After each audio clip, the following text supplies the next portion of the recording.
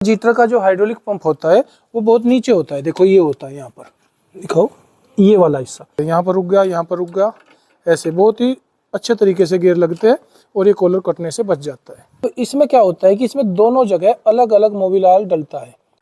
ये समझिए कि 70, 75 या 80 लीटर तेल जब आप खर्च कर चुके हो ट्रैक्टर में, तो इस पंप के मोबिल ऑयल को आप चेंज कर दीजिए। नमस्कार दोस्तों, आज मैं आपको अपने पुराने जीटर ट्रैक्टर की 5 मुख्य कमियां बताने वाला हूं और उनके समाधान भी बताऊंगा। जिन कमियों से अक्सर किसान भाई परेशान हो जाते हैं, परेशान रहते हैं, तो उनका समाधान भी बताऊंगा और पहले वो कमियां बताऊंगा। तो चलिए एक एक करके जानते हैं, समस्या भी और उनका समाधान भी। नंबर 1, इसका जो है फ्रंट का जो हिस्सा है, ये जो शो है, ये काफ़ी कमज़ोर है। देखने में तो जब ये ट्रैक्टर आया था बहुत ही खूबसूरत ये लगता था, बहुत ही सुंदर इसकी सौदी है, लेकिन भाई ये वाकई में कमज़ोर है।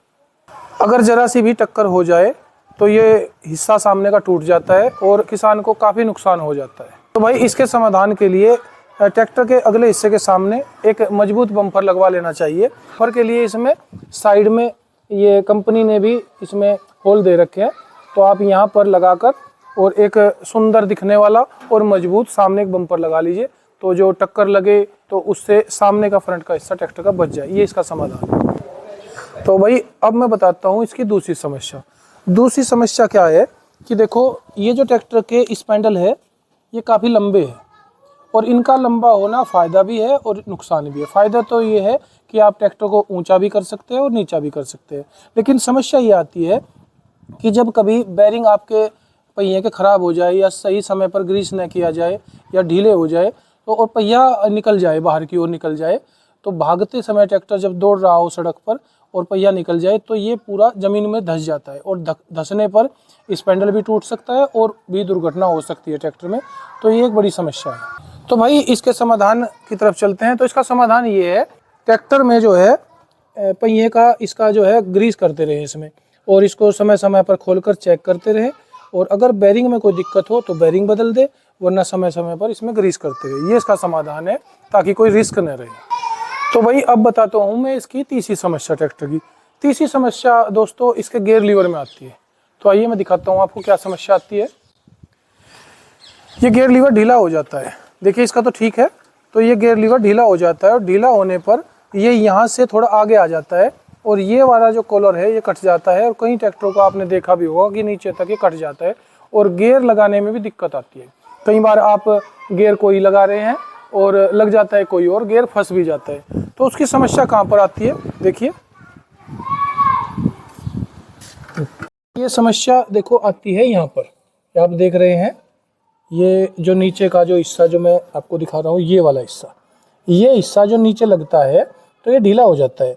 तो इसके ढीले होने की वजह से ये लीवर नीचे आ जाता है और कॉलर को काट देता है। तो भाई इसका जो समाधान है वो इस वाले हिस्से को, ये कोई ज़्यादा महंगा नहीं आता, 100 रुपये के लगभग आ जाता है, ये वाला हिस्सा इसमें से निकाल दे और इसका ग्रुप वाला दूसरा हिस्सा नया लगा दे, तो इस समस्या का समाधान हो जाता है। और भाई आपके गियर अपनी जगह पर देखो कितने बढ़िया तरीके से रुक कर लगते हैं, यहाँ पर रुक गया, यहाँ पर रुक गया, ऐसे बहुत ही अच्छे तरीके से गियर लगते हैं और ये कॉलर कटने से बच जाता है। चौथी समस्या ट्रैक्टर की है इसका हाइड्रोलिक पंप का सिस्टम। वो समस्या क्या है चलिए मैं आपको दिखाता हूँ। भाई इस ट्रैक्टर का जीटर का जो हाइड्रोलिक पंप होता है वो बहुत नीचे होता है। देखो ये होता है, यहाँ पर दिखाओ ये वाला हिस्सा गियर बॉक्स के बिल्कुल नीचे यहाँ पर लगा होता है, और इसको यहाँ से खोला जाता है, पूरी प्लेट निकल जाती है, यहाँ पर इसका हाइड्रोलिक पंप होता है। तो भाई इसके नीचे रहने का फ़ायदा भी है। फ़ायदा ये है कि पूरा गियर बॉक्स में डूबा रहता है इसका पंप, और इसका जो पंप होता है वो गियर से संबंधित होता है। अगर आप हाइड्रोलिक को चलाना चाहे तो आप हाइड्रोलिक का गियर लगाए तो पंप चल जाता है, और अगर आप हाइड्रोलिक का कोई काम नहीं है आपको तो आप गियर निकाल दे तो हाइड्रोलिक पंप बंद हो जाता है। उसका फ़ायदा ये होता है कि भाई आपका जो पंप है हाइड्रोलिक का वो एक्स्ट्रा घिसावट से बच जाता है और सालों साल चलता रहता है। अब देखिए ये ट्रैक्टर 55 साल पुराना है और इसके साथ का ही हाइड्रोलिक पंप चल रहा है।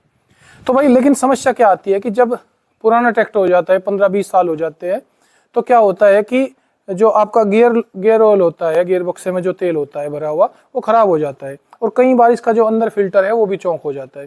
तो उसकी वजह से हाइड्रोलिक काम करना बंद कर देती है, तो ये समस्या आ जाती है। तो भाई समस्या का समाधान ये है, 15-20 साल के बाद या जब आपका गियर ऑयल ख़राब हो जाए उसको चेक करते रहें, उसका लेवल भी चेक करते रहे, उसकी क्वालिटी भी चेक करते रहे।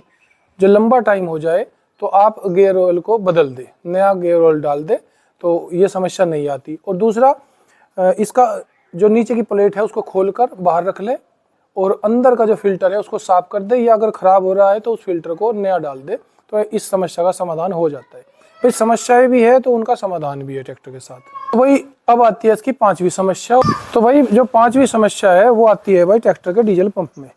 अब देखो, ये जो डीजल पंप है, ये वाला हिस्सा तो हो गया ट्रैक्टर के पंप का गवर्नर का हिस्सा। इस पंप का ये वाला हिस्सा तो हो गया गवर्नर, और ये वाला हिस्सा हो गया पंप। अब इसमें क्या होता है कि इसमें दोनों जगह अलग अलग मोबिल ऑयल डलता है। यहाँ पर भी इसमें यहाँ से डलता है, और इस वाले हिस्से में यहाँ से तेल डलता है। और अलग अलग तेल डलने का फायदा भी होता है कि पंप की घिसाई कम होती है और उसमें नया तेल डलता रहता है, तो वो सालों साल चलता है, लंबी सर्विस देता है। लेकिन समस्या भी आती है।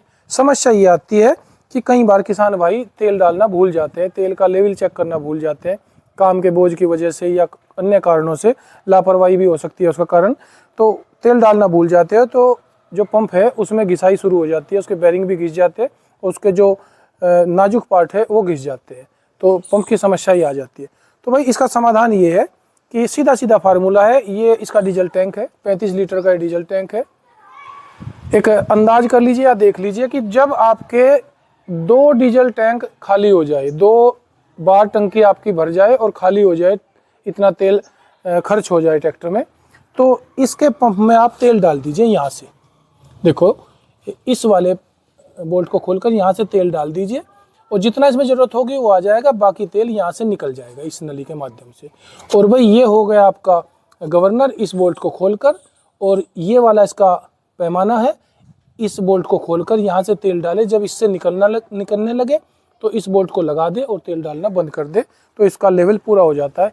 लेकिन ज़्यादा लंबा टाइम तक इसमें पुराना तेल न रखे, ये बिल्कुल ठीक चलता है और लंबे टाइम तक पंप चलता है, बहुत सालों तक ये अपनी सर्विस देता रहता है। तो दोस्तों, ये थी हमारे जीटर ट्रैक्टर की 5 प्रमुख समस्याएं जो आमतौर पर देखने को मिलती है।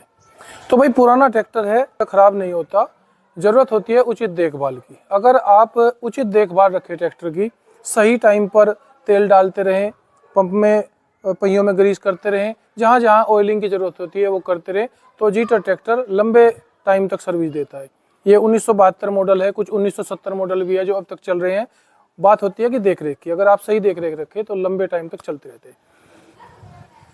इन 5 समस्याओं में से आपने भी कोई फेस करी हो अपने ट्रैक्टर में, या कोई इससे अलग समस्या हो, तो कमेंट में ज़रूर लिखें। और भाई साथियों, ये था मेरा आज का वीडियो। आपको ये वीडियो पसंद आया हो तो इस वीडियो को लाइक करें, और जो मेरे चैनल पर नए हैं तो मेरे चैनल को प्लीज़ सब्सक्राइब करें। और यहाँ तक वीडियो में बने रहने के लिए आप सभी का धन्यवाद। नमस्कार।